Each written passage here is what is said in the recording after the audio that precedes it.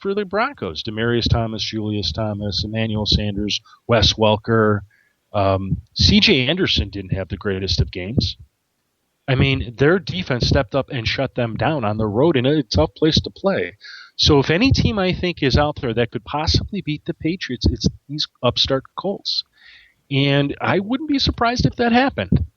But that having been said, if I were a betting man, I wouldn't bet against the Patriots at home in Gillette Stadium. I think they're that good. Yeah. Yeah, it's just a tough place to play in the playoffs. You know? Well, I just think they play better there. That's where they want to be.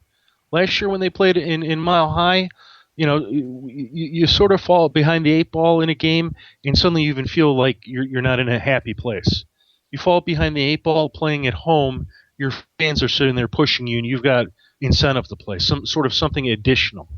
And in big games like this, I like to think that makes a difference. Yeah. Because everything else is there.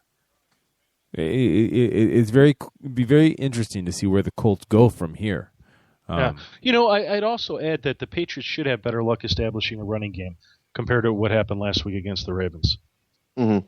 And that, I think, will go a long way to opening up their passing game. They're very similar defensively. You know, they're not as good against the pass as you would think, but the Patriots are actually a little bit better in the run game, the run defense than you think. Top 10 defense against the run. The Colts, on the other hand, at 18th.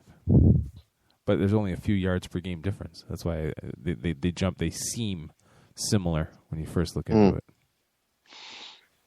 So, yeah.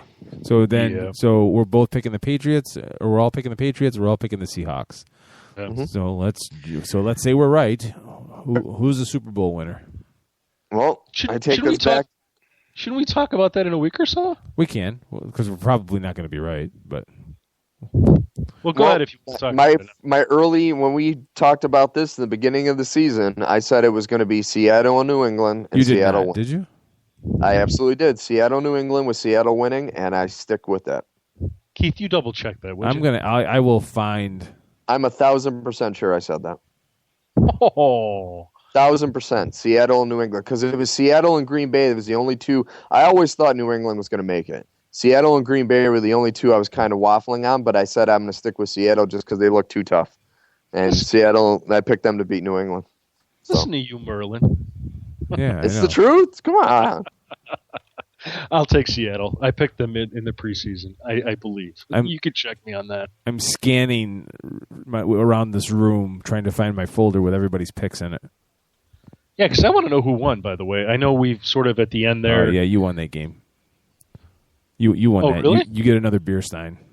Oh, maybe I should get something different. I was just going to say, I'll get you something else from the vast, like Vanna White with the Wheel of Fortune prize room. Maybe I should get an 87 sports fan tee or polo just so you know I could wear that around. There you go. Get you a golf shirt. Polo. Oh, by the way, yeah, while you're looking for that right now, Keith, 35-20 Buckeyes with 4 minutes left. Yeah, looks like Ohio State's national championship. I tweeted my idea for the headline: Urban Renewal.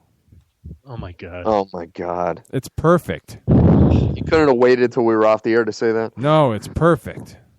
Absolutely perfect. 237 yards rushing for Ezekiel Elliott for Ohio State.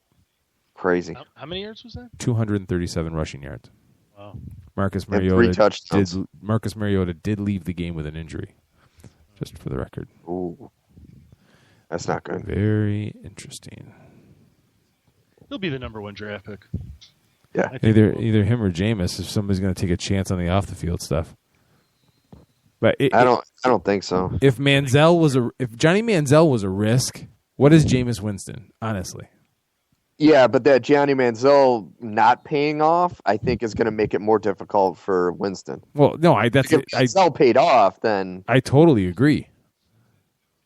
And the Jameis Winston's going to sink in this draft. He's got nobody to blame but Johnny Manziel and himself. Well, okay, yes, I suppose you were right there, Stephen. But once again, Mariota, see what I said is even if they lose, he has a good game. He was still 22 for 31, 311 yards, 2 touchdowns, and no picks. Yep. And he rushed 9 times for 32 yards. That's still a fantastic game.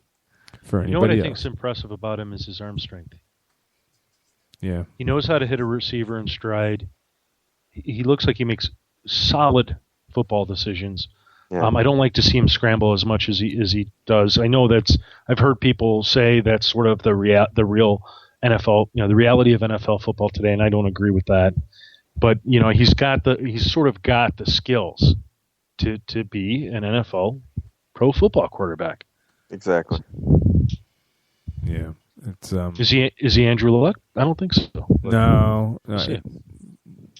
There's just certain things that every now and he takes care of the ball. I mean, the guy doesn't turn the ball over. I mean, that's probably the most important trait, I think, going into the NFL. He does not take risks, and that points in the right direction. I think sometimes on his deep balls, there's some touch issues, but other than that, and that's nothing. Nobody else is. It's not like I'm the only one that's seeing that. That's pretty much the book on him, is that he may not be as NFL ready as Jameis Winston for week 1 in the NFL, but Winston's a huge gamble. But Yeah. that is the end of this show, folks. Thank you all for joining us. We're here every Monday night at 10 p.m. Eastern Time, right here on LateNightSportsRadio.com.